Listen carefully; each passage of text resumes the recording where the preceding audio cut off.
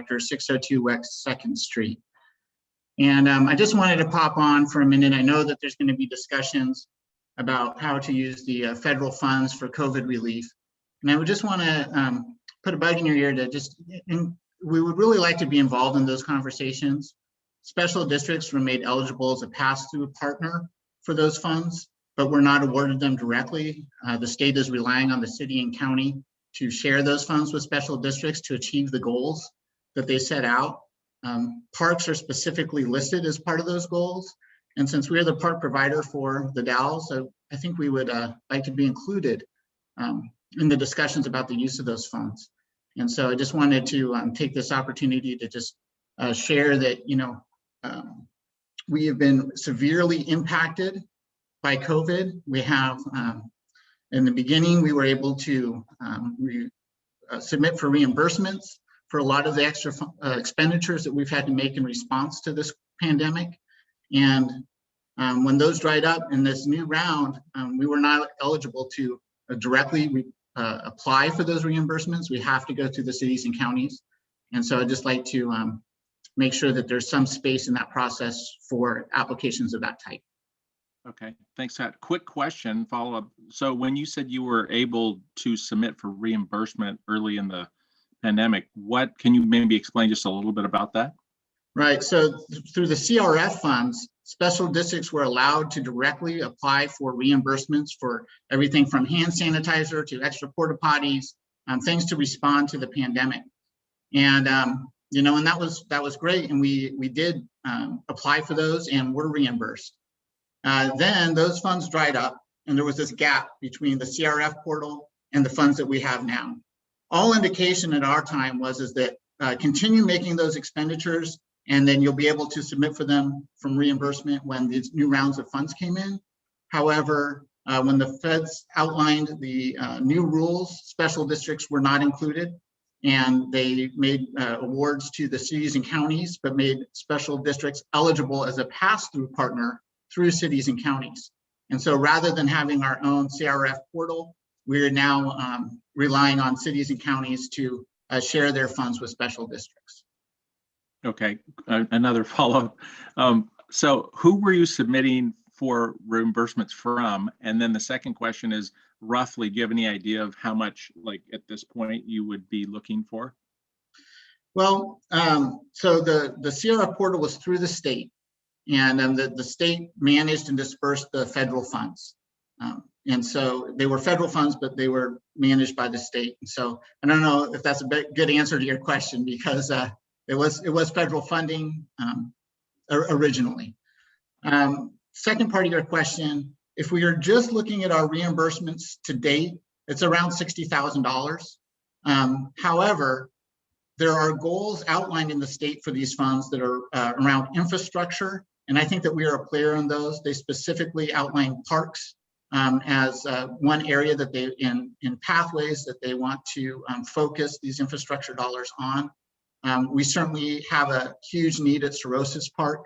I think that to really make Cirrhosis Park the rehabilitation that our area deserves will be in the $1 million range. I would like to see $400,000 from the county, $400,000 from the city, and $200,000 of our park SDCs go towards that rehabilitation. I think that's a reasonable amount.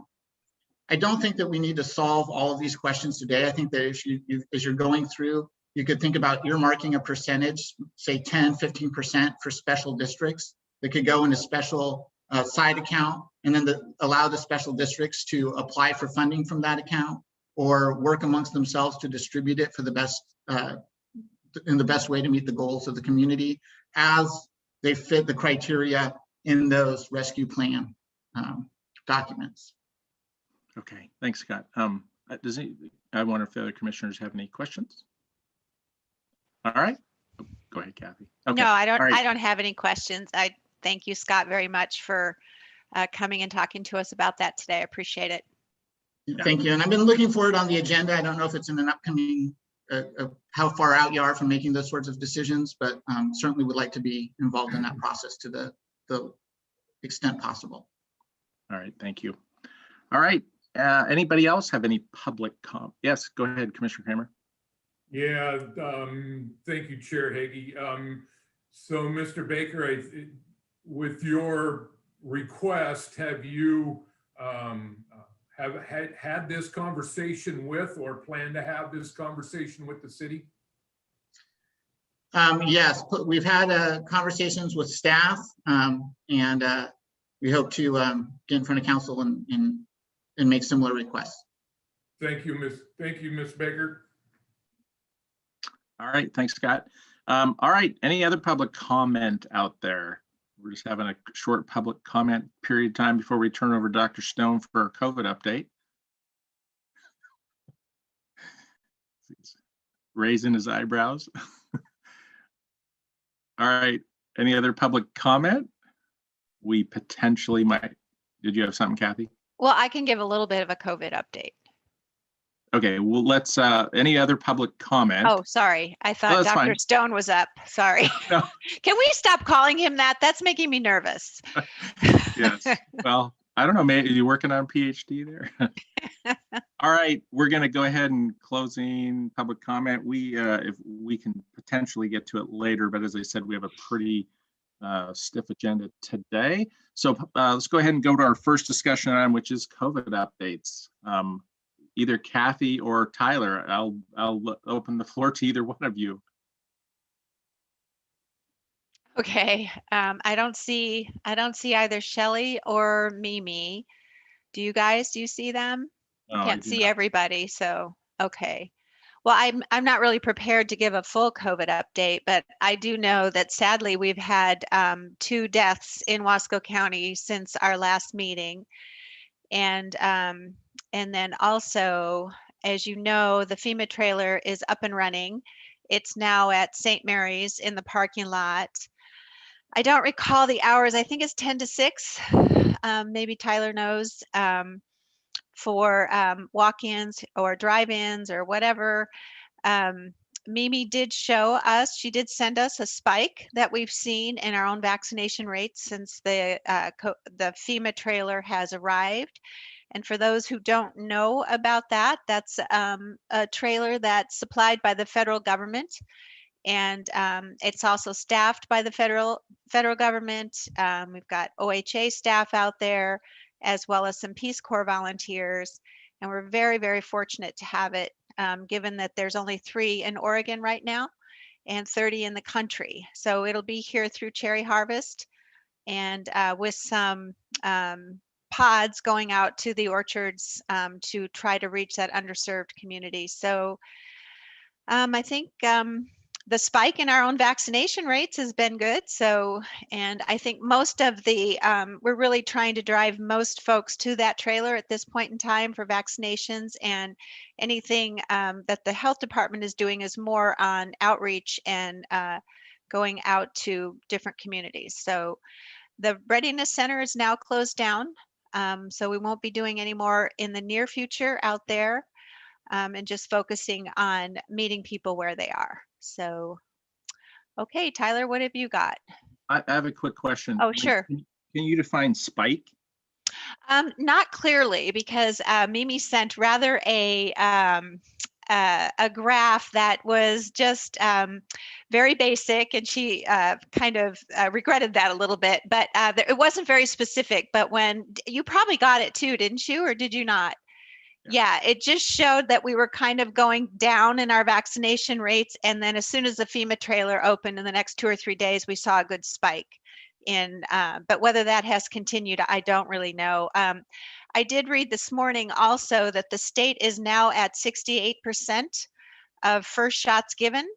And as soon as we reach 70, apparently the governor's going to open everything up. We still have a ways to go to get 70%. I think it was, we were hoping to get there by June 21st, but OHA said this morning they're thinking maybe towards the end of the month is when we might reach that 70%. So we're getting there. But I think certainly by the 4th of July, we'll probably see all restrictions lifted, state restrictions, but we'll still see some of those federal restrictions planes, buses, trains, those kinds of things, nursing homes will probably still have some restrictions directly from the CDC. Excellent. I see that just on the top of the page today, 65,484 to go before the state of Oregon gets to 70%. Follow-up question that the numbers that are coming up that are showing on our vaccination numbers, that's everybody. It's not necessarily Wasco County residents, this idea of getting to 65%. Is that correct? Or the numbers that are showing up are just the Wasco County residents? What numbers are you talking about? So like when you talk about the spike, Oh, in terms of the number of people vaccinated. oh yeah. Are those just the Yeah. county residents or the? Yeah, just county residents. That was just a spike. Mimi was just excited about, kind of an immediate result from the FEMA trailer being here, that there was a Right. spike in our county. Yeah. Okay, well, the reason I asked the question, because with all the folks showing up to work here in the next month and a half, I think I was wondering if those people are included in there that aren't necessarily going towards 70%. Yeah, I think they are not going towards, if they're not a resident of Wasco County, they're not going towards our 65% or 70% of Oregonians. You're correct, but yeah, I think that folks are just now starting to arrive for the season. So I think really what that spike that we saw was probably Wasco County residents still. Okay, cool. Yeah. There's a question in the chat for you. Yeah, let's see. And thank you, Jill. That 70% goal is for first shots. Yeah. All right, Mr. Stone, do you have any additional information for us? I don't have any additional information. We've gone from our daily meetings now down to just Thursdays, so I get my update the day after. So. Okay, what updates for those, Tyler? So our unified command meeting, we're Okay. only doing on Thursdays now. Okay, excellent. All right, let me just open it up for any questions. We may or may not have the answers to any questions that you may have, but there's one in the chat there. But if people have questions, you can put them in the chat, or if you want to unmute yourself, we can try to answer it. And if we can't answer it, we can certainly work on getting you an answer. So, Kathy, do you want to take a shot at Sheila's question? Oh, sorry. That question, Sheila, thank you. Have any vaccinated people been hospitalized in Wasco County? I don't have the answer to that. So that's something we can certainly pass on to Mimi. But what I do know is kind of a more of a statewide statistic. I have read that 98% of the folks who are currently getting COVID are unvaccinated people. So don't quote me on that, but that's something that I have read recently that I believe to be true. So. Okay. Could you work on getting that question to Mimi Sure. and getting back to Sure. Sheila? That'd be happy awesome. to. Excellent. Other questions for our COVID experts? I mean, as I think about it, probably finding out if any hospitalized people were vaccinated or unvaccinated would probably definitely be protected health information. I probably won't be able to get the answer to that. So. All right. Maybe just maybe a slight follow-up to that question. Do we know what our hospital capacity is looking like here? I haven't heard anything about concerns about it. Have you heard anything and seen any numbers? I have not, no. Okay.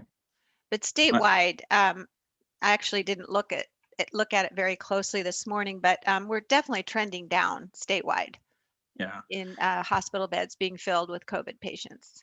I think there was a pretty significant problem in Deschutes County a few weeks ago, but other than that, I haven't heard any hospital concerns.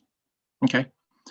All right. Any other questions? If not, we are going to move on in our discussion list. All right. Subdivision plats. I think that's Bradley. Yes, good morning. Good morning, Brad. How are you? I'm good. I'm Bradley Cross, the Wasco County Surveyor. We've got 2 plats up for your review and consideration today, both in the City of the Dells. The first one is the next phase of the Lone Pine. It's titled the Platter Lone Pine Village Planned Unit Development, but it's the next phase of residential lots down in the Lone Pine development. 4 of these lots are riverfront lots, which is exceedingly rare in the Columbia River Gorge to have new waterfront residential property. So that's kind of exciting. And there's a number of lots up behind that are smaller, probably will end up having smaller homes on them, and will help with our inventory for homes. I'm not sure if I can share my screen. Kathy, are you able to bring up the plats? Hang on, and I will give you permission to share your screen. Thank you. There you go, Brad.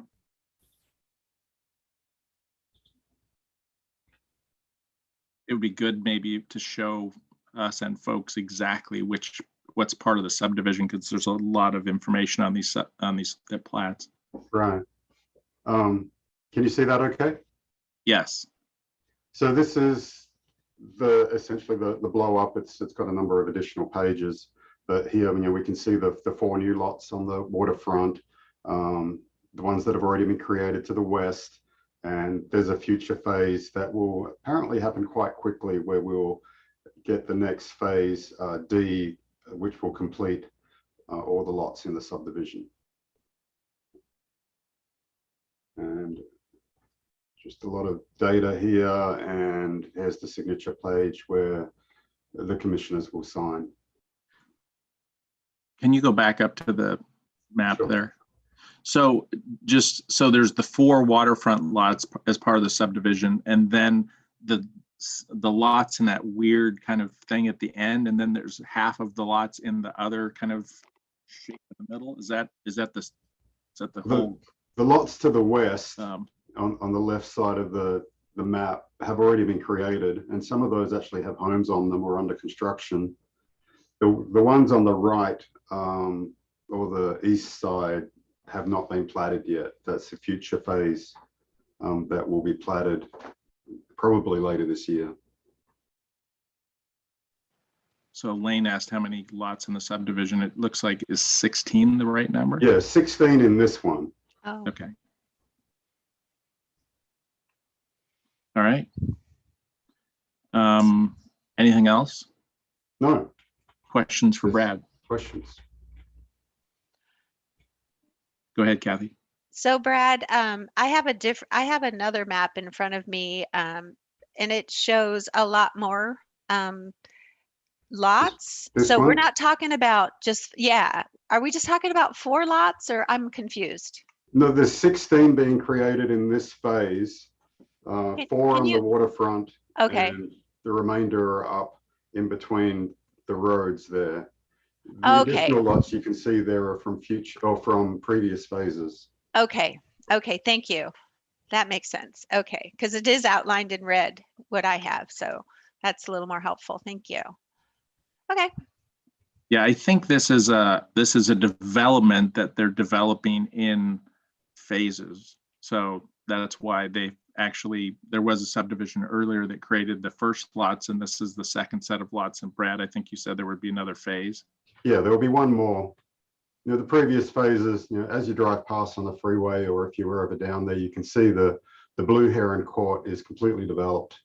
Number of homes off South Shore Avenue have been built. So really it's just the interior lots in the road and some of the waterfront lots that are still yet to have houses built on them. Now, this subdivision has been in the process of being platted and constructed, probably for 10 years now, or maybe even more than that. I'm not sure when the first phase was created. It was possibly 15 years ago now. It was going to be a golf course at one time. Or we'll just get blown down the gorge. Some days, yep. All right, any other? Go ahead, Steve. Yeah, Sheriff McGill has questions in the chat. So there's 16 total lots. I would assume that would be potentially up to 16 homes, correct? Yes. Yeah. Sorry, I can't see the chat. Okay, any other questions on this subdivision? And Kathy, we're just looking for consensus, I guess, because we just need to come in and sign this, correct? That's true. This is really the heavy lift and the work is done by our departments, the surveyor and the assessor, and this is just a statutory requirement. It's basically a rubber stamp. Yep. Very good. Do you have another question, Kathy? Yeah, I was just wondering, are the documents in the assessor's office yet? Yes, Kathy, both maps will be in our office for the commissioners to come in and sign, and then we will walk it across to the clerk's office for recording. Okay, so are they ready after this meeting? Yep, they're here and Okay. waiting. Perfect, thank you. Yep. All right, second subdivision. Let me just wind down to that one. The next one is the second and final phase of Park Place. So this one's up, to the west of Cirrhosis Park, up off Scenic Drive, 20th Street, Radio Way. Completes the platting of Park Place. This one's creating 20 additional lots, all residential lots.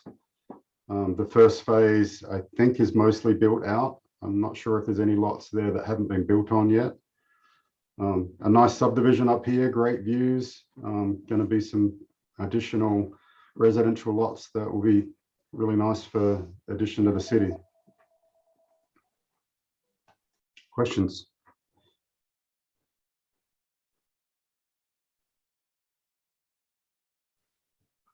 Anybody have any questions?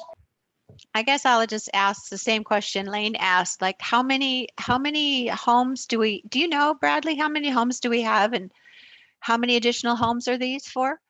This will be for an additional 20 homes. Okay, and do you know how many are already built up there or I platted? think there's 13 existing lots. The last time I was up there, I think there might still be possibly 2 that have not been built on. Okay. But I would have to double check that. But I believe the majority of the phase 1 lots have been built on already. Thank you. All right, other questions? Doesn't look like it. Do you have anything else for us, Brad? No, that's all. Okay, well, I think, do we have consensus? I think we have consensus. And now we just need to go in and get these things signed. So hopefully maybe today we can all get in there and sign them. All right, thanks, Brad. Appreciate you and the work that you do. Exciting to see some more opportunities for housing in our community, which obviously is badly needed. So thank you very much. Well, there was one additional question that I can see in the chat now. Okay. Sheila asked if ADUs could increase the amount of homes. I believe so. Would have to probably double check with the city zoning on what requirements they have and how many individual home units could be built on those lots. So I would recommend just checking with city planning on that. Yeah, I think within the city of the Dalles, ADUs are a permitted use now. We have not, the counties, I can't remember if that bill passed. I think it might have passed. You know, Steve or Kathy, for counties? I don't know. I know in the last legislative session for the rural county areas, it did not pass, but I don't know if it was up again this session. Do you know, Steve? No. Yeah, and I just wanted to comment, you know, inquired a little bit. I mean, this is great that we have some more housing stock in the community, but none of this is really would be considered affordable housing, which would be really a family of 2 that makes about $42,000 a year, what they could afford. So, but it's good to have some housing stock for some folks, but it isn't going to really work for people who need affordable homes. So thank you. All right. All right, very good. Thanks again, Brad. Appreciate that. Newspaper designation, Kathy Clark. Well, we have Jill here. She's the Oh. resident expert. She might want to talk about this. It's an annual requirement, statutorily required that you designate a newspaper for the assessor to publish her foreclosure notices in. Jill, do you have anything to add? Kathy, you did such a wonderful job. I don't, but I can certainly answer any questions if you have questions. Anybody have any questions? I do not. I do not see any questions. All right. This one has a motion with it. We need to make approval here. I'll go ahead and move to approve Order 21-036, designating a newspaper for the publication of the annual foreclosure list. And I'll second the motion. All right, we have a motion and a second. Any discussion? All those in favor say aye. Aye. Aye. Chair votes yes. All right, unanimous. Thank you. And just as a reminder, if I disappear or stop moving, Kathy, it's going to be coming your way. So, all right. Next item is our United States Forest Service Patrol Agreement modification, and I think that's Lane, maybe. Yeah, just you have in your packet there a modification of our annual agreement with the U.S. Forest Service that gives us the ability to patrol the Mount Hood National Forest lands. Although it's normally 18,200 and some bucks a year, they've chipped in an extra 10 grand for us, so it puts us a little over 28,000. This is just a modification to that, and that's all we're asking is just the approval of that modification and the additional $10,000 we're going to get from, which is great because we're anticipating a really busy year this year. So that's a good thing. We didn't expect to get it. We didn't actually ask for it. It just showed up. So we're like, okay, we'll take it. So that's all it is. It's the same thing as that you commissioners see every year. It's just an adjustment because it added the $10,000 into it. Very good. Thanks. Questions for Lane? If not, I would take a motion.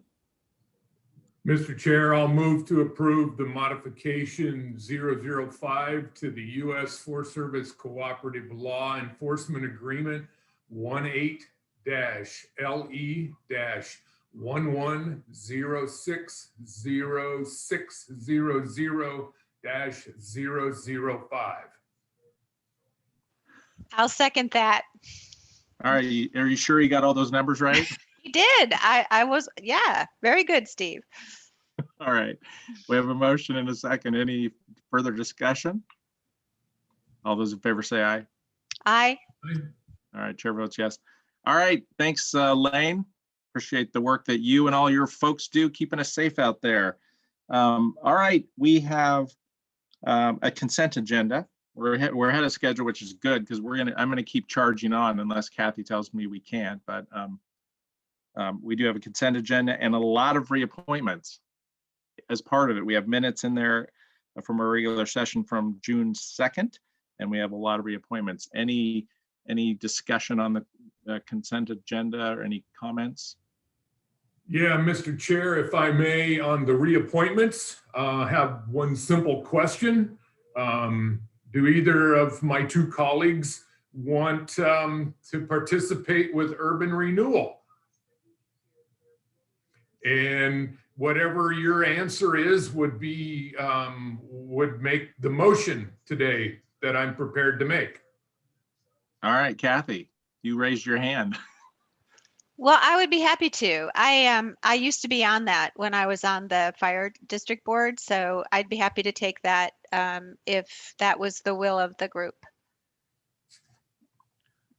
Okay, well, thank you for the conversation on that. So with that, Mr. Chair, I will move to approve the consent agenda with the one correction to the reappointments.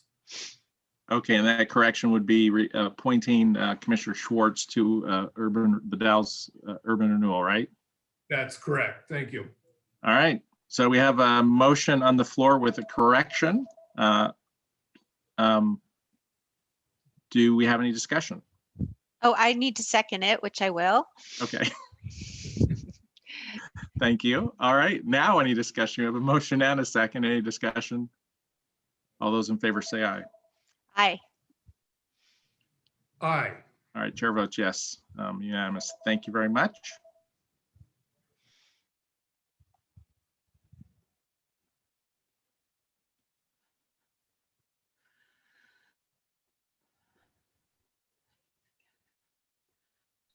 There he went, Kathy. Oh, no, right, he's now I'm back. unfrozen now. Oh, I'm sorry. I wasn't paying attention. I was just thinking to thank you, Kathy, for keeping track of all those appointments. Oh, thank That's you. a lot to keep track of. Thank you for doing that for us. Oh, there's way more than those. Yeah, it's light in the summer. It's much heavier at the end of the year. That's a fraction. Yes, we and I just we say this all the time, but there are so many people that work as volunteers with Wasco County. We would not be able to operate without all of you. So we appreciate it and hope to see you continuing to volunteer with us. Kathy Schwartz, I'm wondering if perhaps you and or Mr. Stone could maybe just, if we have a couple minutes, tell us about, is any change in our meeting approach at our next meeting, and what might that be, and what might folks expect, or what might they not expect? Are we going to be the same? Well, I can help a little bit. I did ping Andrew last night, and Tyler probably is way up to date, but he did say that he has purchased all the equipment needed for in-person and Zoom meetings, kind of a hybrid situation. And he's doing some testing right now. He's actually on the call. Where is he? Yeah, his there he face is. isn't there, but All right. he might want to chime in. And I think for the audience, really what we're talking about is, as soon as we can get all the technology in place, really looking at going back to in-person meetings, as well as offering a Zoom platform for folks who, want to participate but aren't able to, or, would rather not drive in. It's especially convenient for folks who are, live a distance away and whatnot. So that's the goal. And the actual implementation date is soon, but I'm going to let Andrew and Tyler maybe take it from there. Andrew may not be listening. I don't see him unmuting. But I How do we will know add a that's little actually bit. Andrew? Well, we don't, because he's not showing his face. I'll chime in a little bit because I've been down to the courthouse and worked with Andrew a couple of times this week as he's getting the technology up and running. There's a camera set up in there that we can focus in various ways, but it will be a constant on the board unless we find a reason not to. And until we feel comfortable with allowing the public physically in that room, the board and staff will be in that room in a limited way, and everybody else will join just like they are now.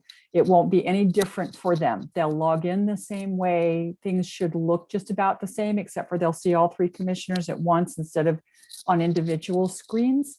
And then as restrictions are lifted and we're allowed to have the public in the room, they will still be the availability of logging in through Zoom. All of the meetings will be on Zoom. Okay, very good. It seems like maybe when is our next meeting? July the 7th, and I'm confident with what I saw. Andrew is just waiting for one last part to arrive. Okay. And I mean, we ran a test on it Monday and Tuesday. It's just that the screen availability that he's got, there were these huge screens which interfered with people being able to see you and stuff. And he's got smaller screens, but the interface for that is what he's waiting on. So yeah, I'm really confident that it will be ready on the 7th. Very good.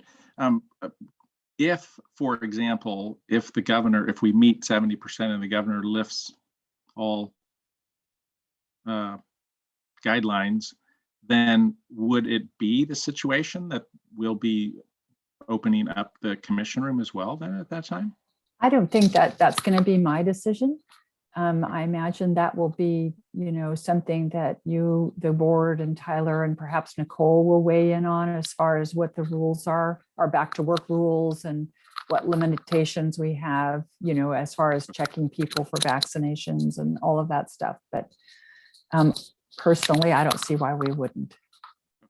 All right. Well, we'll cross that bridge when we get there. All right. Let me see here. With that, is there anything else under discussion items, commissioners?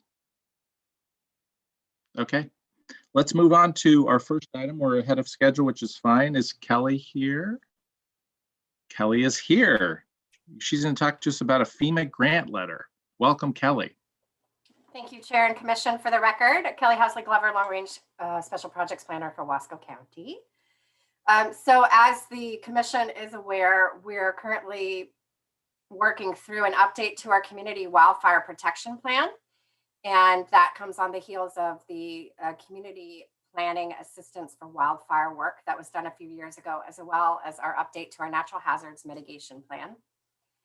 Part of that process is talking to local, we've got a core group of several fire chiefs, in addition to staff from the Oregon Department of Forestry.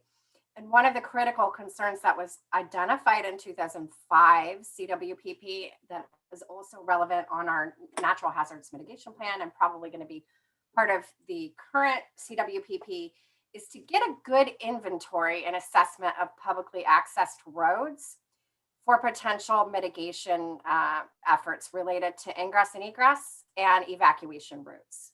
So one of our fire chiefs down in Juniper Flats flagged this as a really critical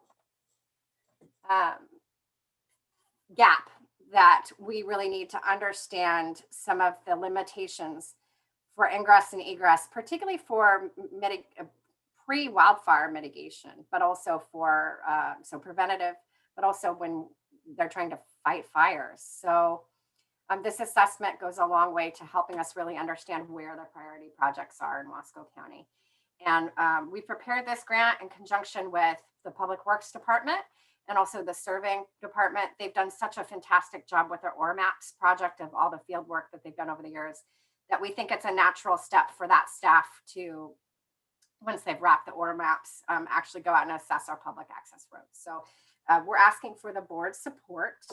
And we have received letters of support from several of our natural hazards mitigation partners, including the office of our Sheriff's Office Emergency Manager, NRCS, two of our fire, so Mid-Columbia Fire and Rescue, Juniper Flats, and the Oregon Department of Forestry.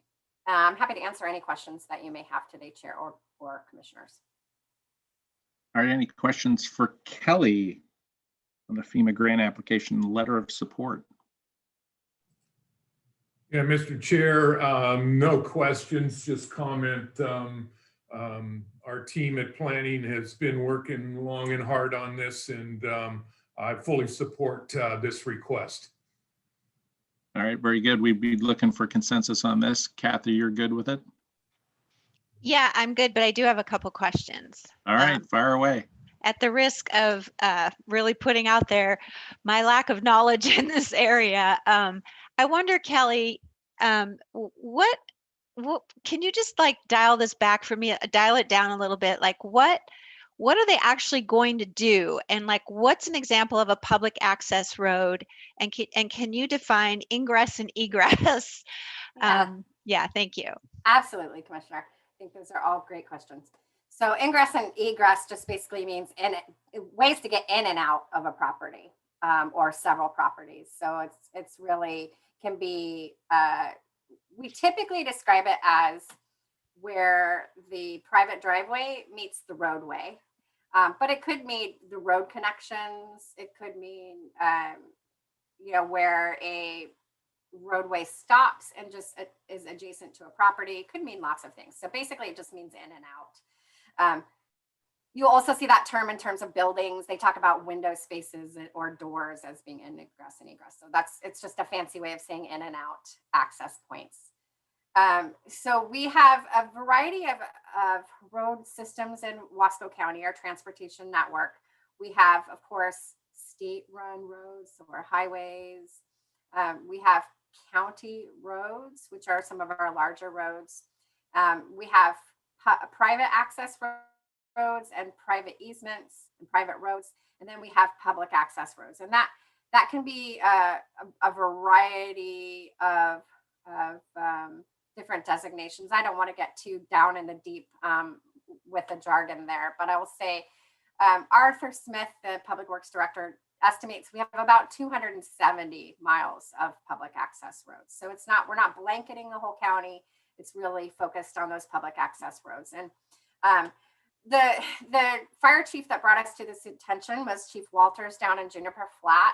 He's particularly concerned about limited access to the rear of housing on Pine Grove that's off the highway. So there are some roadway systems where they connect then with state lands. And so those are the types of connections that we're particularly concerned about. I know some of the other areas that Director Smith has expressed concern about, that planning also has concerns about, are in the Mosier area. So that's really what we're concerned about.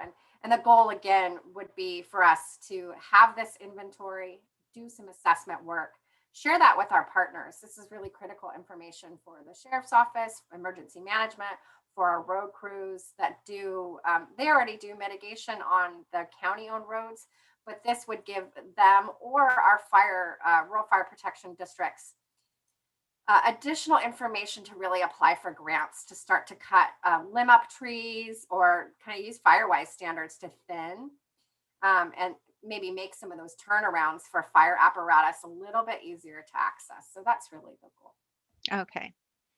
That's really helpful. Thank you. So basically, this is just an assessment, kind of the Right. what we need to do first and foremost, and then hopefully building on that, our fire districts will be able to get some grants to actually do some mitigation work. Absolutely. That's really the goal. And I forgot one question that you asked is, how are we going to do this? So that's another great question.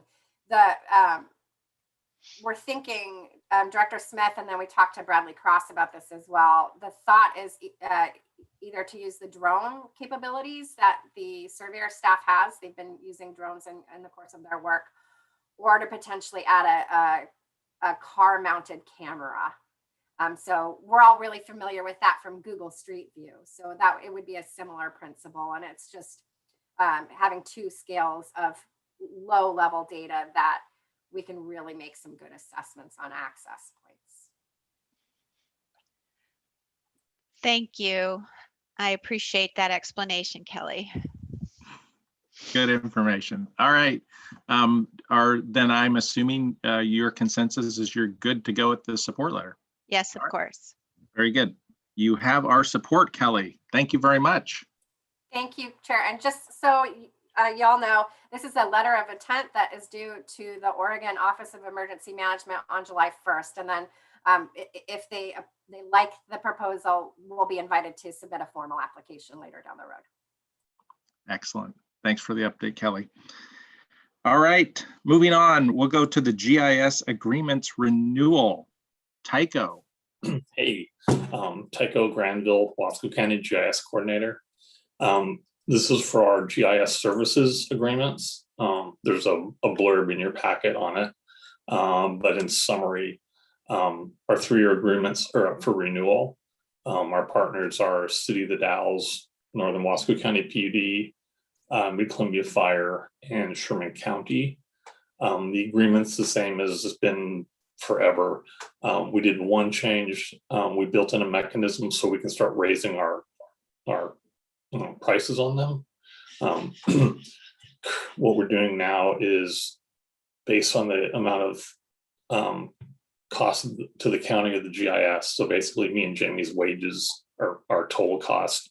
As those go up, we can pass on some of that to the partners. That's capped off at 3%. The county council wrote that for me, so that part should be good to go. We've already gotten signed agreements from Mid-Columbia Fire and Wasco County PUD. I've received verbal agreements from the city and from Sherman County. So pretty standard thing that I come back every 3 years to ask for. you guys can sign off, then the paperwork will pass back and forth and we'll get paid. So, any questions? Thanks, Tycho. Any questions for Tycho? I don't have any questions. Thank you, Tycho.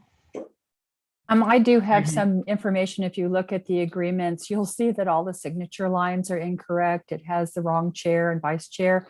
I've corrected those since that time. So what gets signed and goes out will have the correct date and the correct signature lines on it. All right, Sorry, thanks. Kathy, I thought I'd fix that before I sent it to you. Chair Hagee, if I may. Go ahead. Tycho, are you following any of the legislative pieces in Salem in reference to the GIS? With a surveying community? Yeah. Or, Well, my understanding is that the legislature is considering making all of this free to the public. So I had a short conversation with our lobbyist at AOC Monday morning. And he said that that could affect our program. So, and I've forgotten the number and I can't, I was unable to find it this morning. So I just want to flag that for all of us Yeah. that we have to watch what's coming from Salem as we move forward with these agreements. So Yeah. what our program's going to do. So thank you. yeah, that's been a big red flag coming down the pike for a while now. We've come up with a draft fee waiver that you guys asked about. It's still in draft, but it should address most of that. We'll get dinged on data sales, which aren't a huge amount, but it shouldn't affect staff too much because some of the verbiage in there from the state allows us to dump a bunch of the work off onto them, which we'll definitely do. So it'll be an impact on funding, but not too badly on staff. Okay, thank you. Yeah, that one's, I like their unfunded mandates. It's great fun. We all love unfunded mandates. All right, any other questions for Tycho? If not, we have a motion to approve all of these. I'll go ahead and move to approve intergovernmental agreements between Wasco County and Mid-Columbia Fire and Rescue, City of the Dalles, North Wasco Public Utility District, and Sherman County for the provision of GIS services. Now second the motion. Excellent. We have a motion and a second to approve the GIS service agreements. Any discussion? All those in favor say aye. Aye. Aye. Votes yes. All right, Tycho, thank you very much. Cool. Thanks for the work you do. For folks that anything else interesting in the world of GIS that we might want to know about? Just keep looking at our web maps. Have there been any updates recently to what we're providing? We're building a new one for the City of the Dalles. They're gonna have they want to have a standalone that has their zoning and some real specific stuff. So we're building that for them. That should go live mid-July. A lot of the other stuff's just maintenance. Excellent. For folks out there that have joined us and don't really understand what we're talking about, there is an online map system available not only for our county, but for most counties. It's pretty amazing. If you haven't been out there and looked around, it's interesting, it's fun, and it's useful. So encourage you to do so. It's easy to get to it. You go to our main website, and usually on our main page, it's one of the, on the home page, I think it says maps or something. And it's Yeah. very easy to get there. So, and Tycho's in charge of it. So thanks, Tycho. Sure. Thanks. All right. All right. Thanks again, Tycho. All right. We're Yep. moving on to Sherman County Community Corrections IGA. And I don't believe Fritz is here with us, but I think Lane is going to help us. Yeah, Fritz had to attend another meeting and sounds like things got kind of busy. As a matter of fact, him and I are kind of texting each other back and forth here. So Yeah, before you in your packet, over the last several months, probably closer to 6 or 7 months now, we were approached by Sherman County Sheriff Lowry about potentially moving their community corrections department. They're part of Tri-County Community Corrections, which covers Sherman, Gillum, and Wheeler counties. And anyways, we were approached by Sherman County Sheriff Lowry to take into consideration maybe taking on their community corrections, parole and probation department there for Wasco County. One of the main driving factors is a lot of the clients that they have through Sherman County get their services here in Wasco County, just because it's the more populated area. That's where services are centrified, I guess is how you call that. So we started the process of, with Commissioner Kramer's direction, I believe at one of our board meetings here a few months ago, to be in touch with Sherman County. Sherman County sent a letter of intent. We went back and forth, and the real short side of the story is we've worked out an IGA. It's been reviewed by legal counsel, and both legal counsels from Sherman County and Wasco County have approved that IGA. In addition to that, the state of Oregon has reviewed that as well, and they've approved it and said it's a good IGA. And finally, we've worked with county administration, Tyler Stone, as well as our finance director, Mike Middleton, to make sure that it's a financially sound decision that we're making, and that we're able to make sure that it's not gonna, cost us, as far as money goes and different things like that. So those have all been vetted per the request of Commissioner Kramer, as well as county administration on both sides of the county. So before you, we have the request for the approval of the IGA, so we can start that transition process to begin to move all of the Sherman County community corrections clients and employee over to Wasco County. That's what it is. Any questions, comments? It's I really appreciate the input from finance and management as well. So yes, Steve, go ahead. Yeah, thank you, Chair Hagee. Thank you, Sheriff. On item number 6 in the agreement, section C calls out the allowance for, through negotiation, unfunded misdemeanor cases. I'm not clear on what that truly means. Does that mean that we're going to negotiate with the Sherman County District Attorney to collect all of the any cost associated with any of those unfunded misdemeanor cases? Correct. Yeah, there are some cases, and there's a small amount of cases occasionally that rise up that need to be supervised that are misdemeanor cases. We do that here in Wasco County. We have it really, really small in Wasco County. I think the most we've ever had is about 20 or maybe 25. So I would anticipate that Sherman County is going to be really, really limited in that. I would say it's probably going to be under 5. So that'll be a negotiation thing that we get. If we need to get into a financing conversation with Sherman County, we can do that.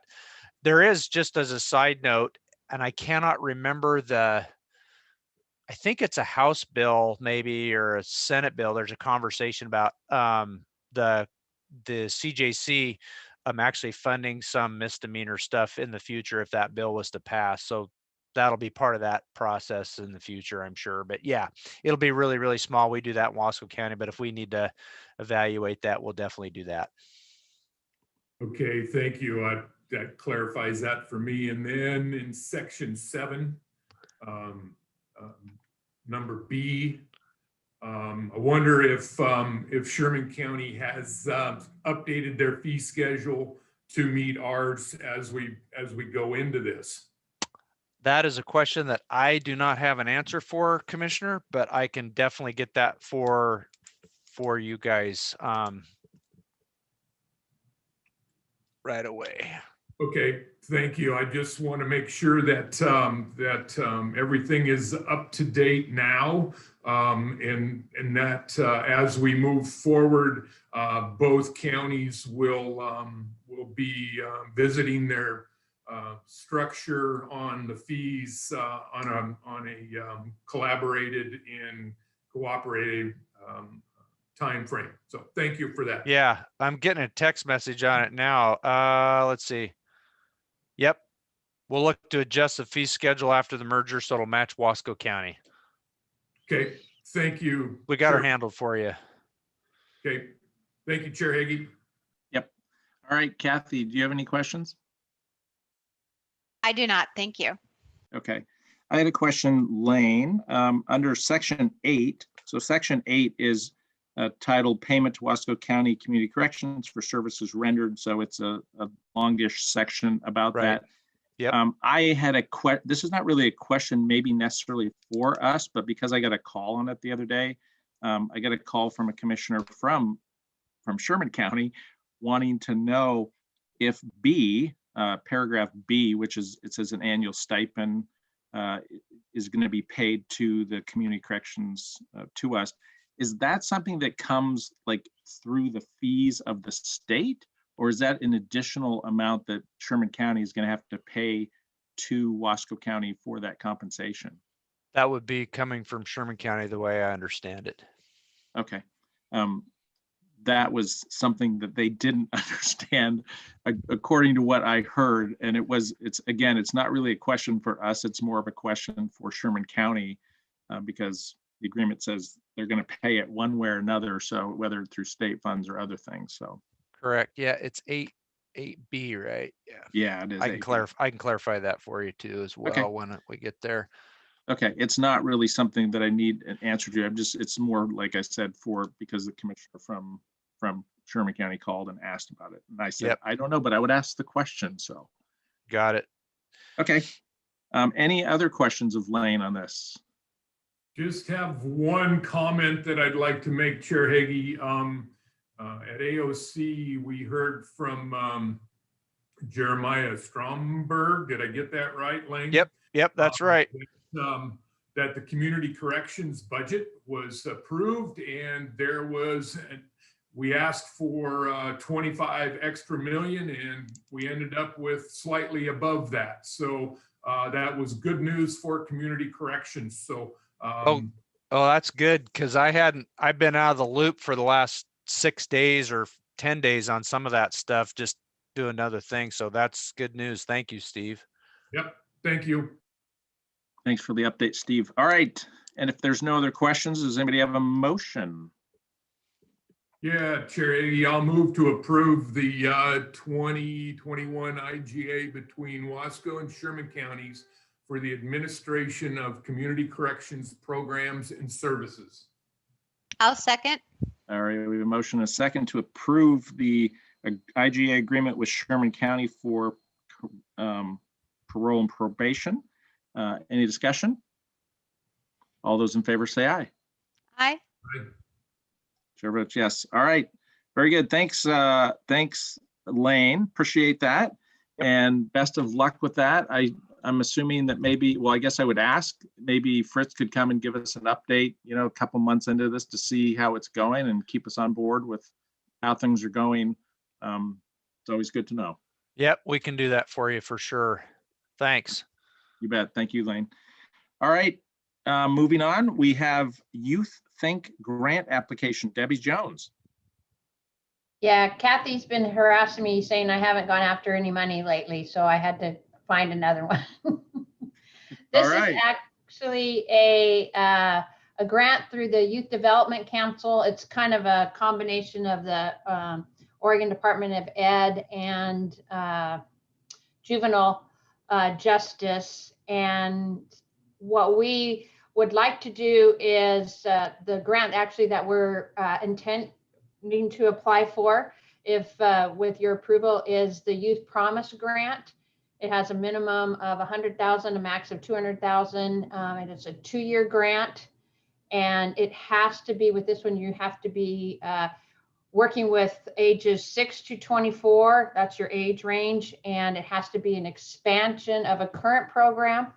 So we are have already made some contact with Chenoweth Elementary School, and we would like to take our model of our What's Strong With You program that's being currently very successful at the Dalles Middle School and start to implement that with even earlier, to start recognizing some of the risk factors that are going on with our youth in that age group. We've talked to the DM students at Chenoweth Elementary School. They are all on board. So they're kind of helping us look at that. But then the hope would be in year 2, we have a sound enough pilot in that we'd be looking at expanding to other elementary schools within that. So we would like to, get the county commissioners the blessings to go ahead and proceed with that. All right, thanks, Debbie. Questions for Debbie on this proposed grant application? I do have a question. All right. So, Debbie, you mentioned the What's Strong With You program at the Dalles Middle School and how successful that has been. Can you define success? And are there specific outcomes you're talking about, or how do you define that? Yes, we this year has been a little bit more difficult because some of the outcomes, that we usually pair that with the middle school have not. We don't have that statistical as much as what we had planned on having as far as attendance. Our What's Strong With You is not based on academic performance. It's based on school engagement. And this year was a little tricky with that. But it is part of our large federal grant. So we do have to report outcomes on that. But anecdotally, what we're hearing is the vice principal and principal of the middle school, as well as all the counselors, are saying this has made a huge difference in their kids that they're trying to regulate, discipline. We have parents now, and again, these are just some of the stories, but we do have a robust evaluation because we have to with the feds. Plus, we are going to, you'll probably be seeing another contract at the next meeting where we will be even making that more data centered with connecting with OHSU to help us very specifically with that program. But one of the best stories, because of COVID, we weren't able to do our program in the same way. And the program director that we have didn't see that being a reason to change, to not do it. So she did a lot of home visiting, so to speak. And that turned out to be such a blessing in disguise because we were able to, which has been one of our goals, have more connection with the parents and the families. Because what happens at school is one thing. Those are learned behaviors that have been happened in the family environment. So she had one of the dads just recently, he's got 2 kids and the younger one's not in our program. He was very frustrated with this middle school age son and was involved. He got him involved in the program. And now one of the people that came back to us and said they were looking to try and connect. And he goes, "Oh, that's my sweet son. I don't ever have problems with him anymore." So we will be getting that more, hey, this is many kids. We do currently have 22 kids that are active in the program. These are young people that have been identified by school, DHS, juvenile department, that if we could maybe help strengthen something right now, we're not going to see them in more risky behavior type situations. So it's definitely an upstream prevention. But I can't tell you, hey, attendance approved, referrals are approved, but that is the stuff we're tracking before this whole school situation switched on us. Sorry, that was a way too long answer. No, it was good. Thanks, Debbie. Appreciate it. Stories are good. Yeah. And one thing maybe just to add real quickly, one of the big questions that Molly asked me is, you know, we needed to find a way, definitely be looking at needing additional staff, but we'd be looking at contracting that out so there'd be no payroll burden or anything like that that the county would have to take on. Thanks, Debbie. All right, any other questions? If not, I guess with this, we don't need a motion on this one. You're just informing us. You're looking for consensus? Okay. Just looking for your blessing. All right. Does she get our blessing? She does. So blessed. Bless you, Debbie. Thank you.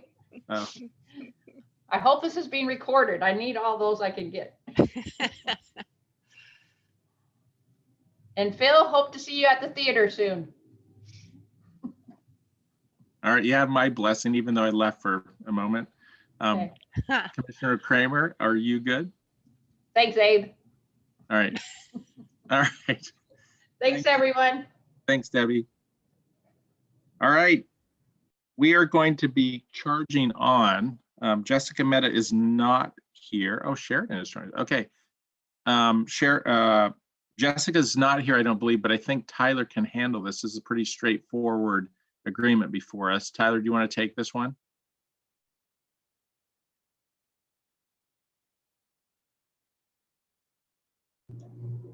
Yeah, hang on one second here. Okay.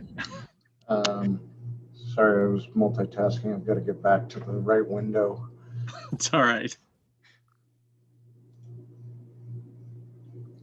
I'm not sure if Jessica was planning on being here or not. I mean, She was sometimes- planning to be here. I think her and Tyler's trying to reach her. I don't know if he got in touch with her or not. Okay. Yeah, I just sent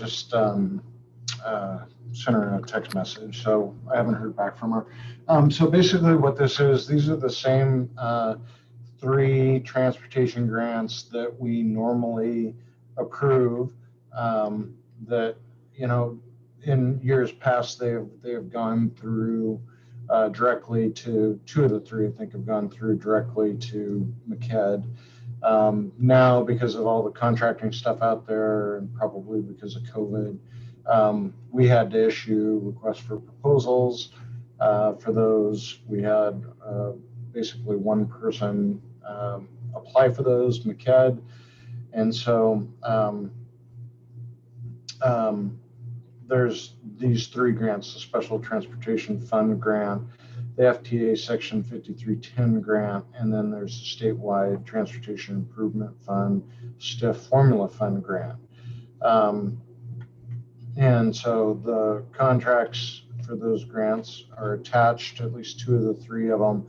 Kathy, did we get the 3rd one in? We haven't got the 3rd one in, and one of them did not make it. One of the 2 that we do have did not get here in time to make it into the packet. I believe I sent it on to the board. It is essentially exactly the same as in years past.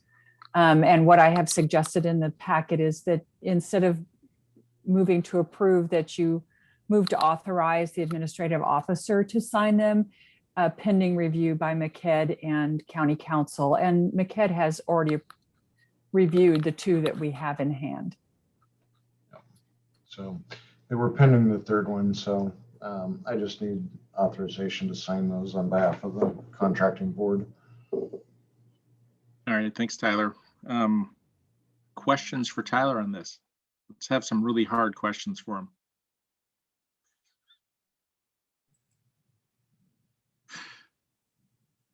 Did you have any questions, Kathy or Steve? All right, No, I'm waiting for you. I'm waiting for yours. No, I don't have any questions. So I think these are pretty straightforward stuff we've done before. So no, I don't have any questions. Anybody else? If not, I'd take a motion to authorize Tyler. Yeah, Mr. Chair, I'll move to authorize Wasco County Administrative Officer to sign the STF 5310 and the STIF Transportation Grant Agreements pending review and approvals by Mid-Columbia Economic Development District and County Council. I'll second. Excellent. We have a motion and a second. Any discussion? All those in favor say aye. Aye. Aye. Chair votes yes. All right, very good. Thanks, Tyler, for stepping in. Tell Jessica that sorry we're a little ahead of schedule. Just trying to get this thing going. All right. We're moving on to the FEMA grant letter of intent. Sheridan and Andrew, I was going to try to pronounce your last name, but I'm not. Oh. Well, good afternoon, commissioners, or good morning, depending where you're at. Thank you for the opportunity for us to go in front of the board. Again, this is about a letter of intent for a project for the Lost and Boulder Water District. Unfortunately, we haven't had a chance to submit this letter of intent earlier because due to some extenuating circumstances. So the other problem we have now is we're coming up very closely to the deadline for applying for this particular grant, which is going to be 1st July. And I worked with planning and Andrew from Lost and Boulder Water District to put in a letter of intent so we can actually just have something to send to FEMA. This is an eligible project on a hazard mitigation. And I'm now going to give it to Andrew to kind of explain a little bit what it is, and then we'll talk to y'all some more about it. Andrew. All right, Andrew, thanks for being here. Sheridan, appreciate Sheridan coming in from his vacation, I think. So welcome, Andrew. Yeah, my last name's Taliafico. I was going to try to pronounce it, but then I lost my connection, so. Yeah, no, I appreciate that. No big deal. So I'm the president of the Lost and Boulder Ditch Improvement District, and a big portion of our ditch runs through the White River fire and has been severely impacted through that fire. And so with the assistance of the sheriff's office here, I'm looking for commissioner support for a sub-application. And while it's a little bit of a big project here, that this entitles a whole project, and we're looking to maybe be able to do some of this in phased work versus the complete project in a single grant. And I can provide perhaps a draft document of the entire project and then break out some of the phased portions of it.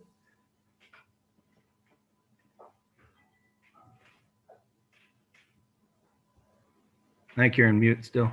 Oh, yeah, thanks. I was going to say, when you talk about this being a big project, it's only 30 million, so no big deal. Yeah. I assume that's one of the bigger projects your district has ever contemplated. I would say the largest.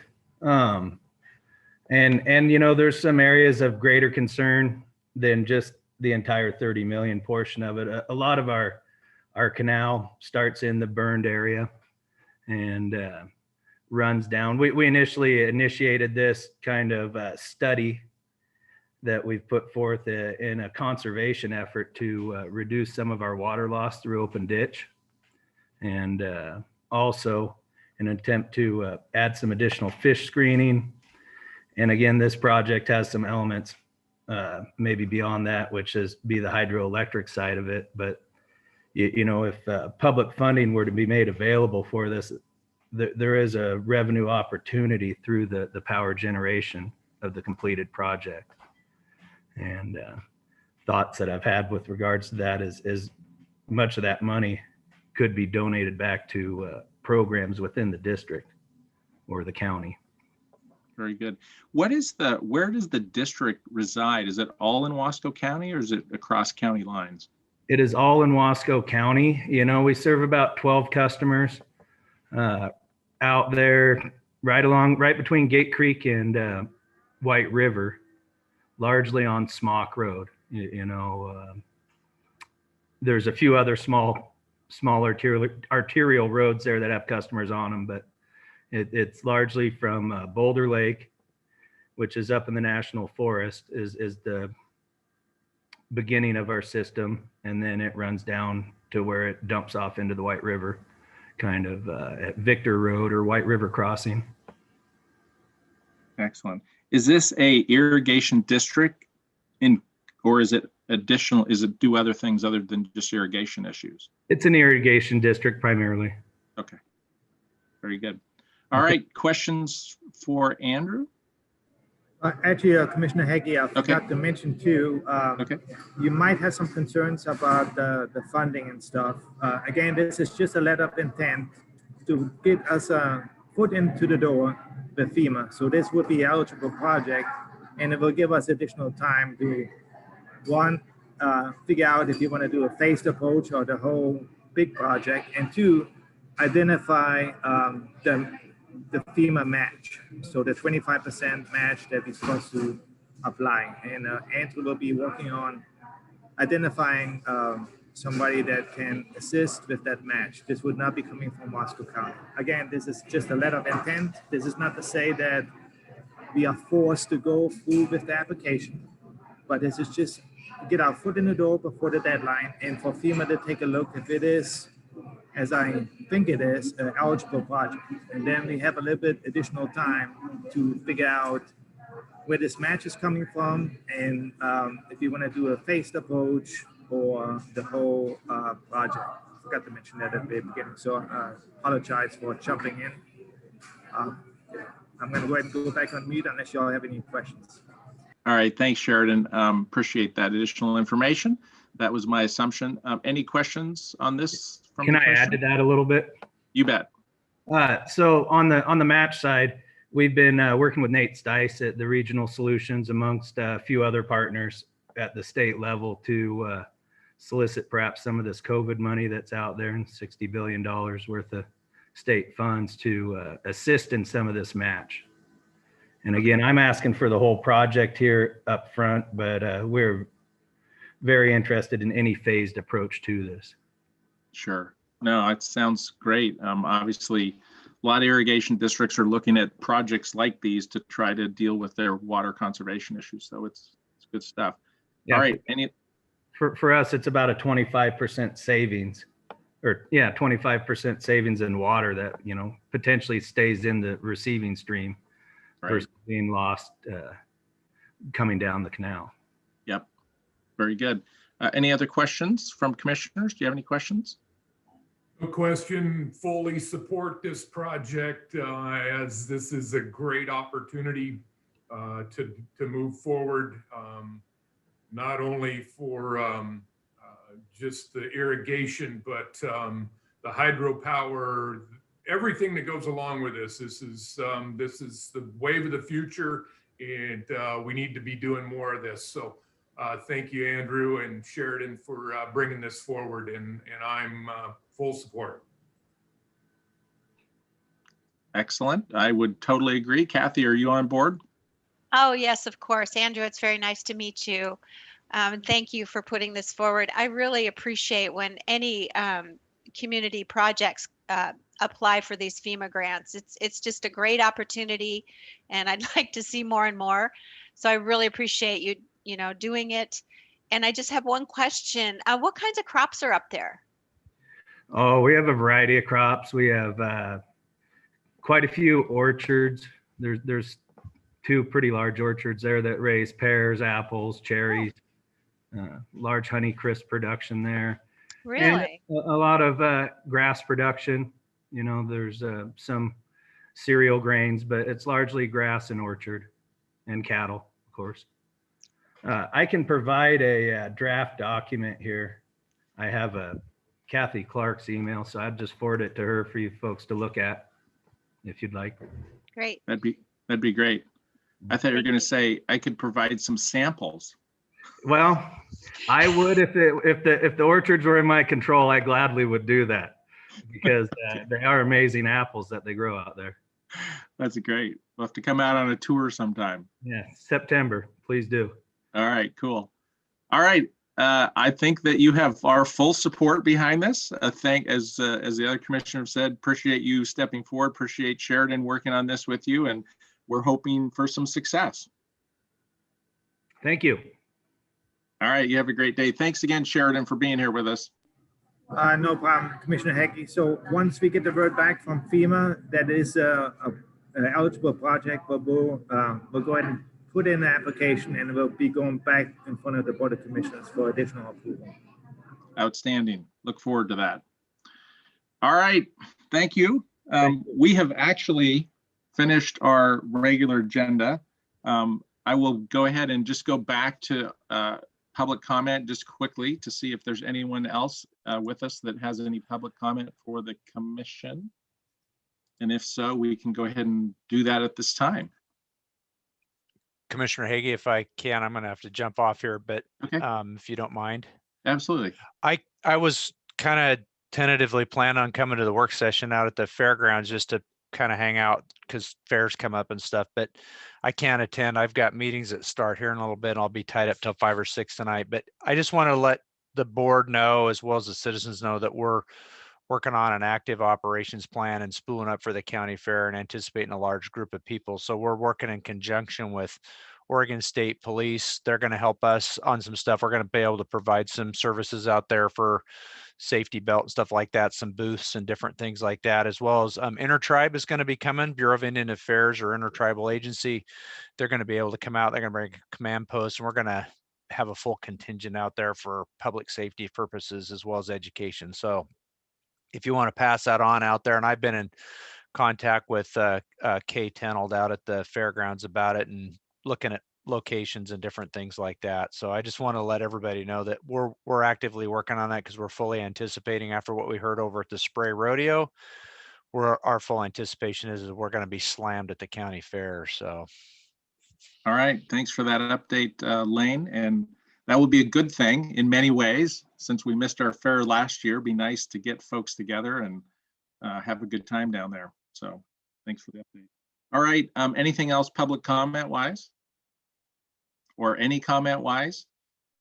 We will, after this, we'll go to commission call, and then we're going to go ahead and recess, and we will reconvene down in Tide Valley at the Wasco County Fairgrounds at 12:30. So any other public comment or any other comment at this time? All righty. Commission call, commissioners.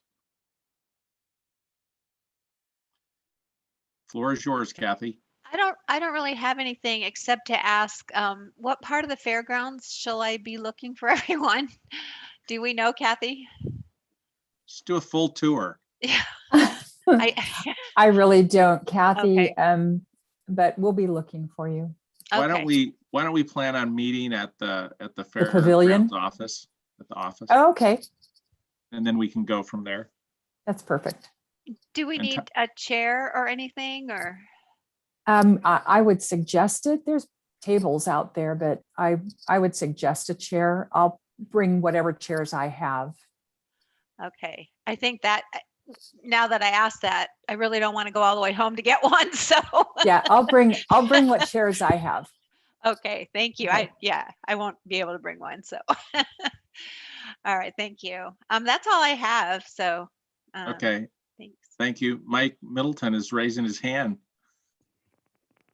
Yeah, if you're going to meet out at the fairgrounds, you probably want to meet inside the Dewdrop Inn as opposed to the fair office building, because the fair office is just a single wide trailer. It's kind of crowded.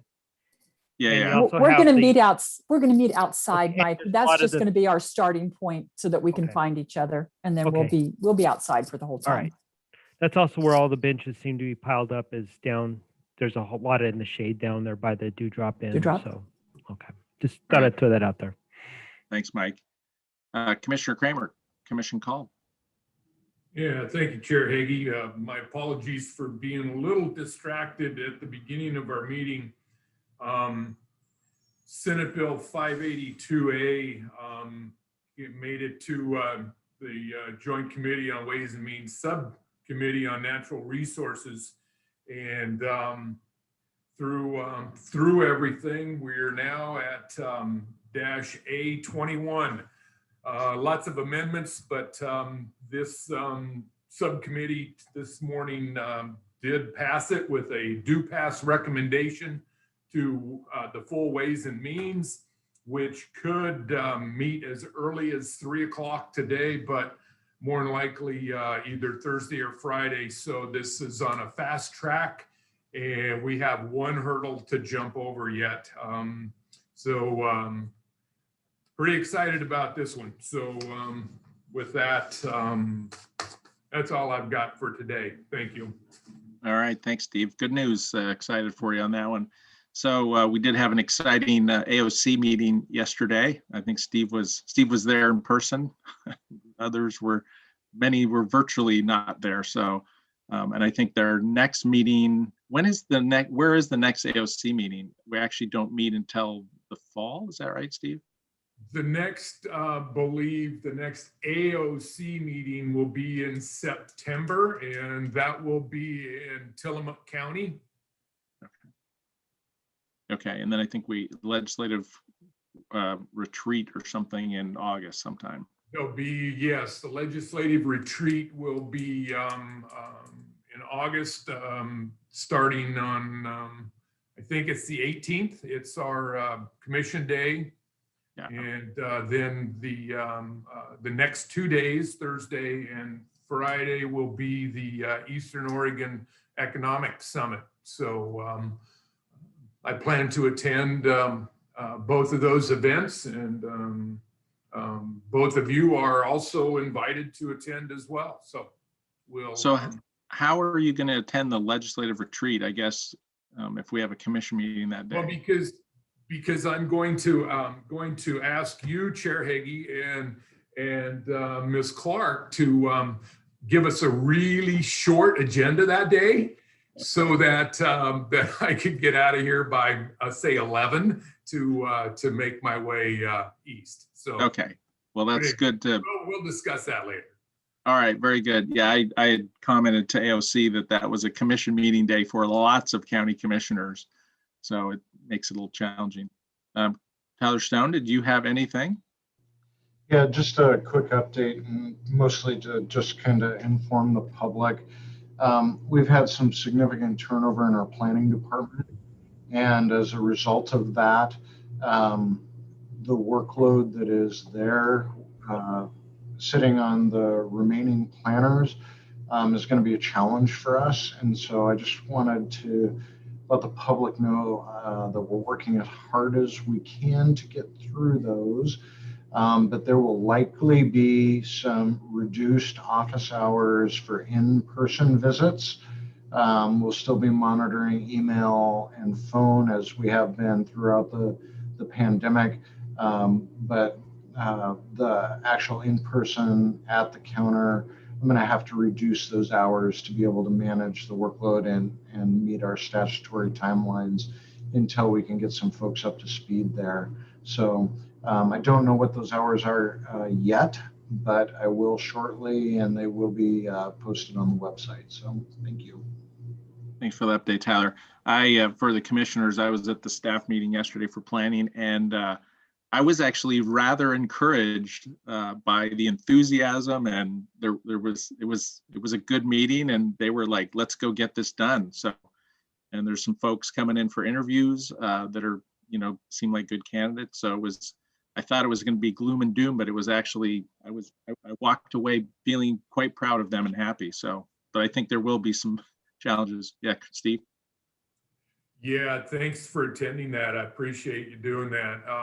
I just make a request to our news media that is with us today that if maybe we could call on all of you to ask our constituents to please phone ahead and make appointments with our planners, so that our constituents will have plenty of time for those conversations. I think that would greatly help everybody out if we could make appointments as we try to shift and try to make this all work as we move through this. So thank you all. Yeah, good suggestion, Steve, because not only do we have the daily planning work that we're doing, but we are updating our LUDO. That process is starting, and updating the National Scenic Area LUDO, which is a completely separate and different process. So we are going to be fully tasked and very, very lightly staffed until we get staffed up. So good point, Paul. All right. unless there is anything else, we will go ahead and recess until 12:30 out at Ty Valley at the fairgrounds. We appreciate everyone being here. Hi, Phil. And everyone have a great day, and we'll see you guys later. Bye-bye. The recording has stopped.